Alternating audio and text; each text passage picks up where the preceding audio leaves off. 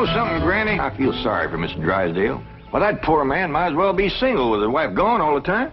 He's a lost soul, Jed. I was glad you invited him over for supper last night. But even my cooking didn't cheer him up. Yeah, I noticed he hardly touched his plate of grits and possum belly. Even when I spooned on some gopher gravy. He didn't perk up till after supper and Pearl started playing and singing. Don't tell me he liked Pearl's bellering. That wasn't bellering, it was yodeling. Well, it curdled the milk clean out to the kitchen. Oh, I've thrown shoes at tomcats that made prettier music than Pearl. I sure wish you two women would get along together. We ain't gonna get along together till she learns to stay out of my kitchen. I bet she's in there right now, sticking her long nose into my pots and pans. By D! She is. Now, Granny, you just cool down. Really, me, Jeff Green, what in the world have you been doing? Playing ball with some fellas down in the pasture. What's that thing? Well, this here's what you call a football helmet. Ellie Mae, I'm pretty near positive that a ball gown ain't for playing ball in. Well, the fellas seem to like it, didn't they, Jethro? They sure do, Uncle Jed. They's waiting for us right now to get some money to buy a new football. What happened to that one? Well, Jethro was going to throw me a pass, But I grabbed it too hard, and it busted. I ain't gonna give you the money for another one. Oh, heck. Well, that's all right, Jethro. Remember, they said they'd be just as glad to play with us without a football. Come on.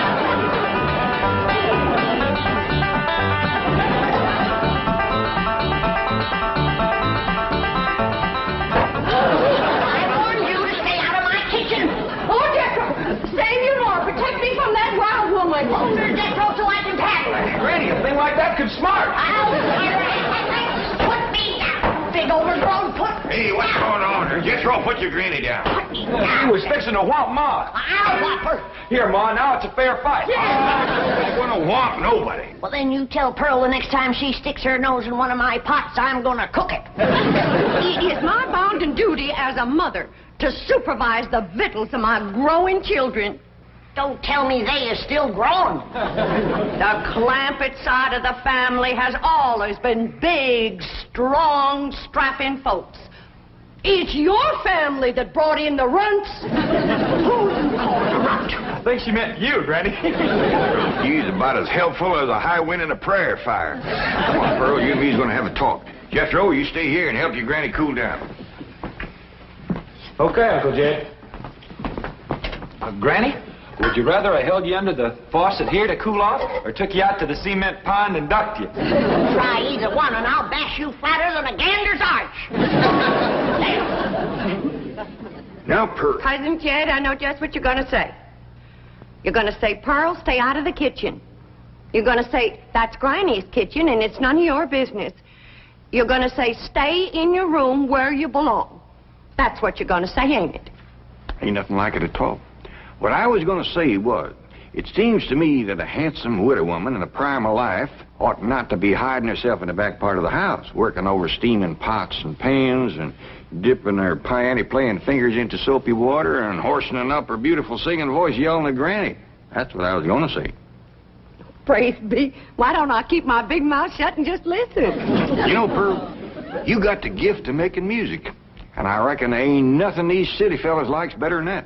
Really, Jay? Yeah, remember last night Mr. Drysdale was here and you was playing and singing and yodeling for him? Yeah. You brung that poor lonesome man a lot of happiness.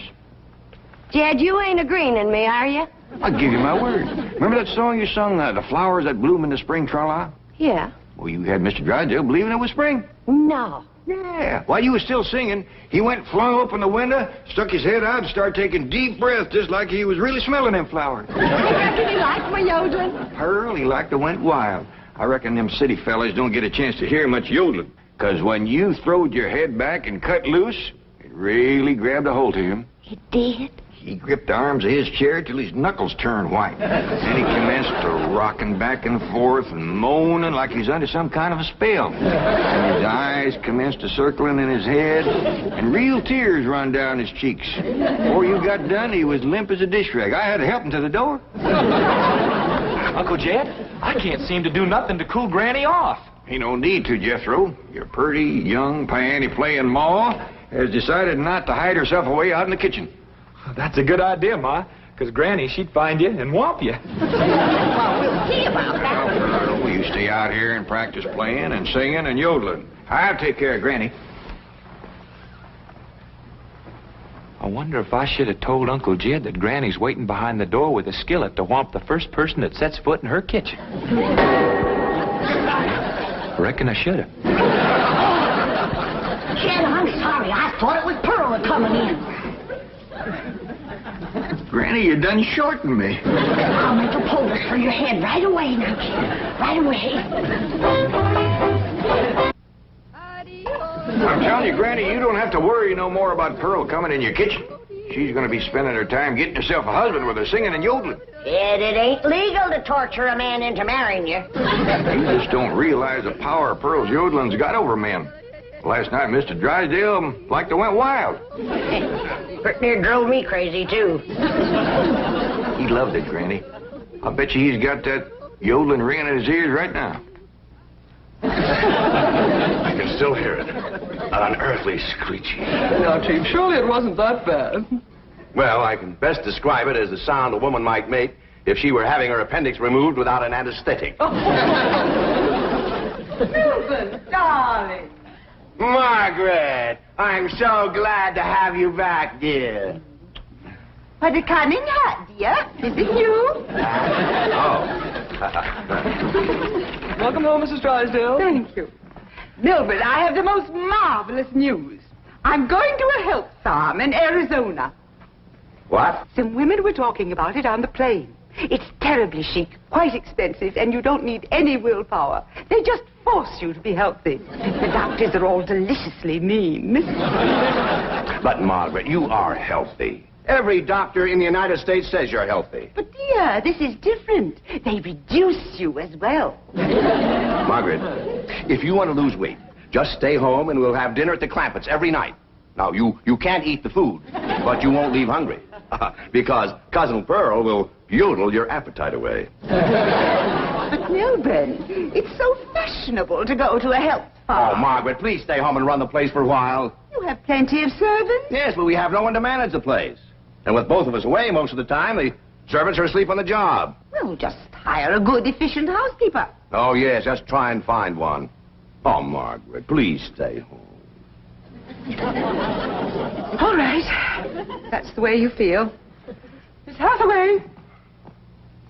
I'll stay home, just as you wish. That's my darling. Yes, Mrs. Drysdale? Telephone the pharmacy and have all my prescriptions refilled. And call my psychiatrist, my neurologist, my internist, and my osteopath and have them come over. Oh, and I'll need nurses around the clock. I just know the servant problem's going to bring on a nervous breakdown. All right. Go to the health farm. No. My place is at home. Please go to the health farm. All right. If you're sure that's what you want. Oh, I want it. Milburn, I promise to come back a new woman. Goodbye. Just think, Milburn, you'll have a young, glamorous wife. Slim, trim, beautiful. All right. Start looking for a new housekeeper. Won't do any good, Chief. We've been through this with... Mr. Drysdale's office. Who's calling, please? Tell him it's a surprise. Surprise? That's what she says. Milburn Drysdale speaking.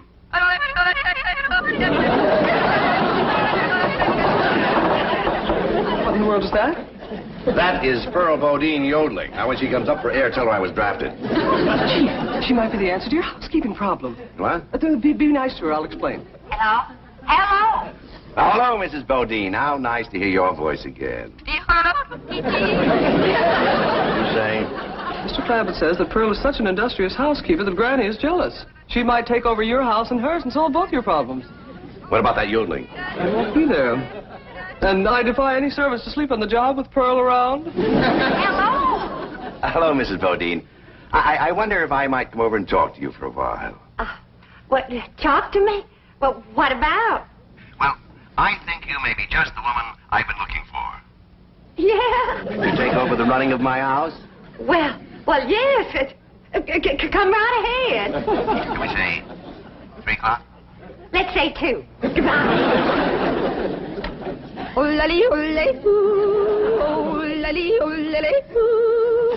Will you stop that infernal caterwauling of yours? It might be infernal caterwauling to you, but it's pure catnip to me.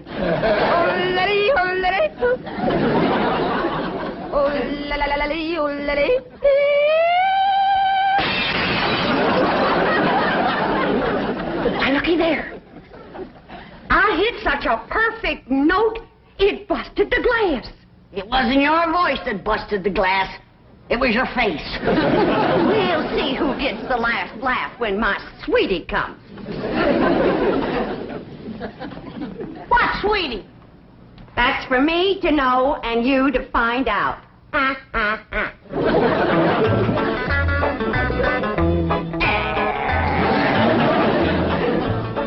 Sure is nice of you to share your soap with Miss Drysdale. Well, with my lye soap, she'll be happy to stay home and do her housework.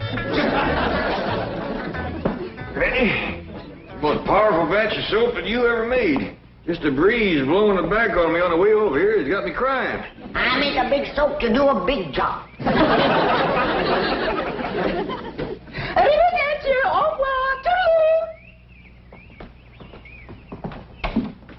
Howdy, Miss Drysdale. Hello. Goodbye. Where are you going? Melbourne is sending me to a help farm.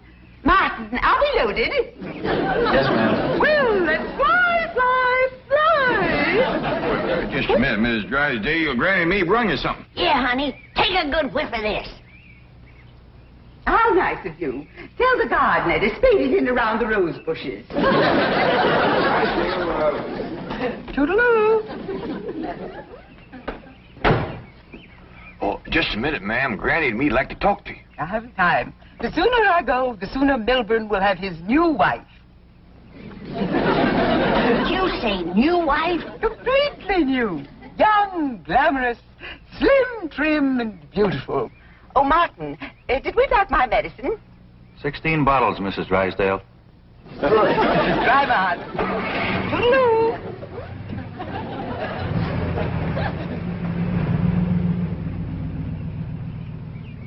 How could a woman be so cheerful about her husband getting a younger wife? You heard her. She's loaded. Yeah, both of them. Sued to the gills. Who do you reckon is the woman that busted them up?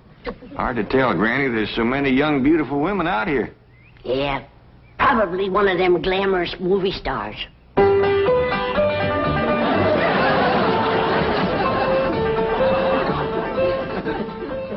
Hey, Ma. You sure are all fancied up. Do I look like one of them glamorous movie stars? Yeah, by golly, you do. Which one? Milton Sills. Go on and get out of here. Now, listen. You find your sister Jethrine and your cousin Ellie Mae and tell them to start practicing to be bridesmaids for my wedding. Are you getting married, Ma? Well, it ain't official yet, but I sure got him anxious. Get going.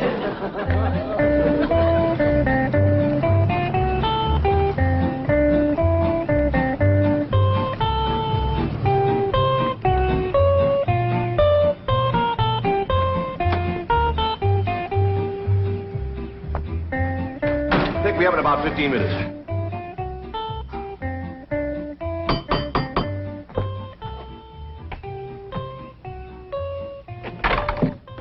Oh, Mrs. Bodine. Why, Mr. Drysdale, you are anxious.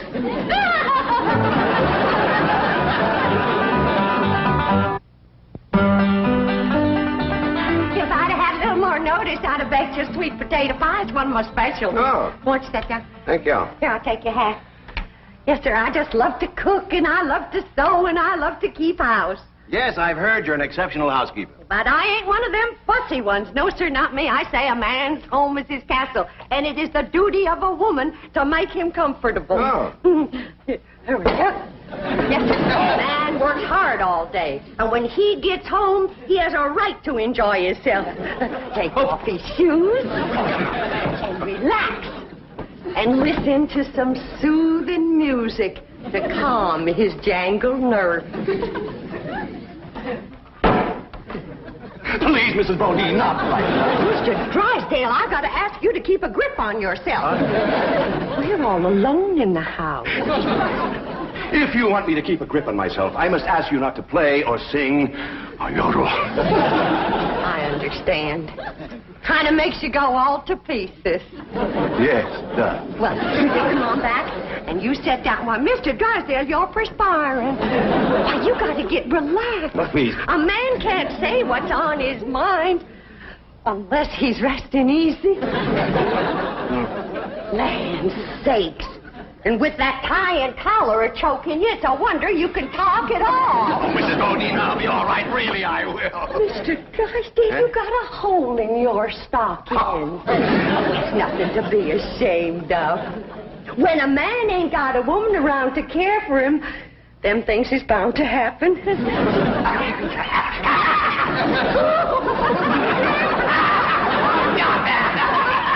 declare, Mr. Drysdale, you're ticklish.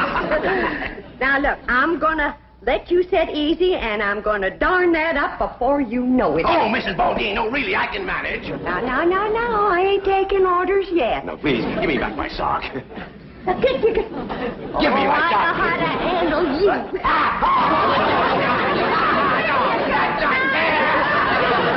Uncle Jed, Granny, Ma's gonna get married. What? Oh, too. Well, she wouldn't tell me, but she was expecting him any minute. I reckon he's inside right now. Let's go in and see who it is.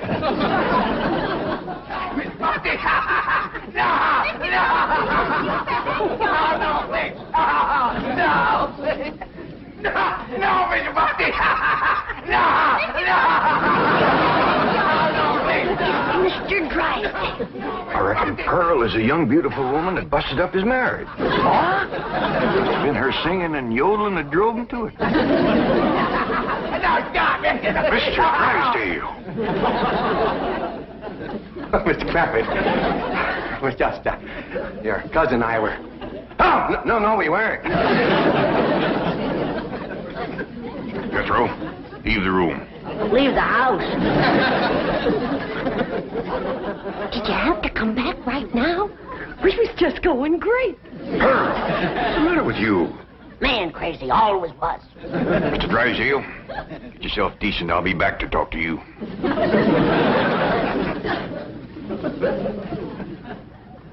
Shame on you. You too, Pearl, you homewrecker. I don't know what you're talking about. You told me that Mr. Drysdale was crazy about my yodeling, so I called him at the bank, and I yodeled, and he come a-running over here to see me. You done yodeled your way twixt Mr. Drysdale and his wife? Wife, I didn't know he had a wife. Well, he has. The sweetest, kindest, nicest, drunkenest woman you ever saw. You done sent her to the farm. Put her out to pasture so he can marry you. You seen her leave? Oh, she knows about you, Pearl. Said her husband was going to get a new wife. Young, glamorous, slim, beautiful. Jed, that can't be Pearl. You're forgetting what a powerful spell her voice throws on a man. Now, Pearl, I'm going back in there and try to talk some sense to Mr. Drysdale. Whatever you do, don't yodel.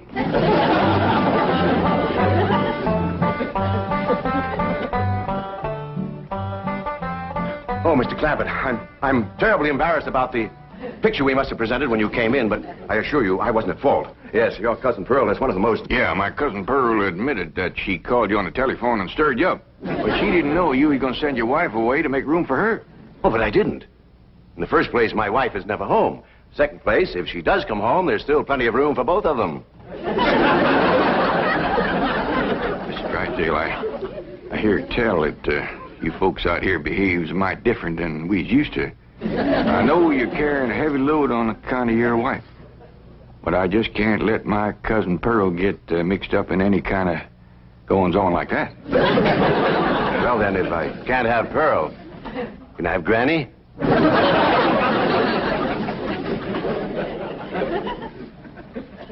Lord love you. You're a desperate man. What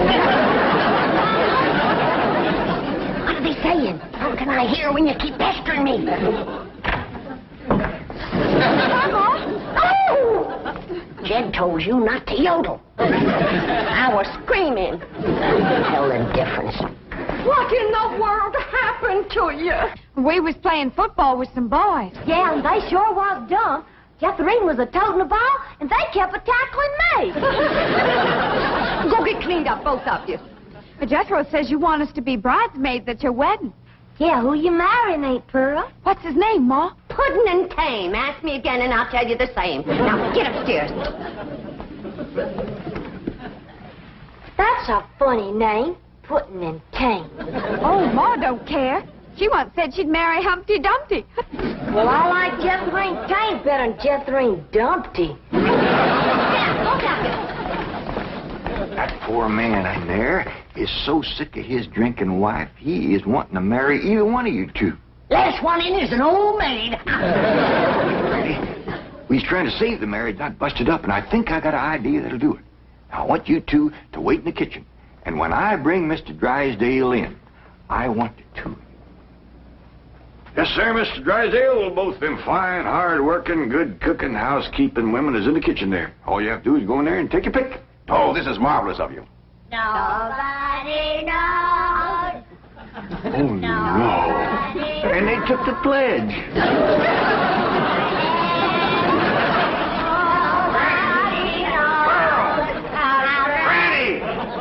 Well, look who's here.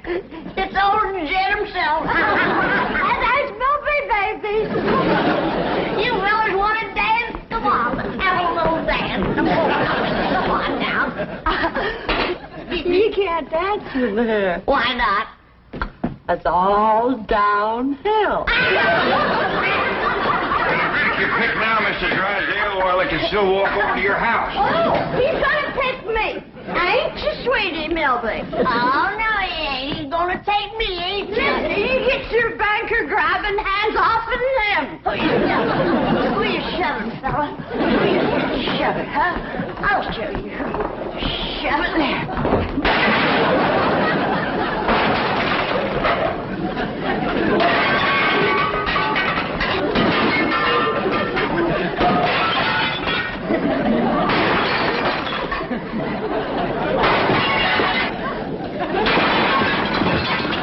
How about taking both of them, Mr. Drysdale?